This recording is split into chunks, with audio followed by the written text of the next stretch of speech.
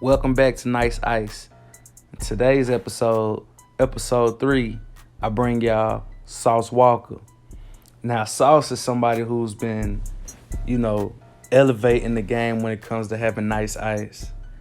He's really a trendsetter for Texas. Now, if you check out this pinky ring he has right here, bro, it's a pink diamond, a real pink diamond, and he gets it tested. I'm gonna let y'all hear the audio. I normally don't do that, but for this, it's a special occasion.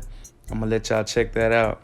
Now, I added Sauce to this series because I personally believe Sauce has about, I ain't no pocket watcher, but I'm just gonna guess because of the jury, he has at least $1 million in jury.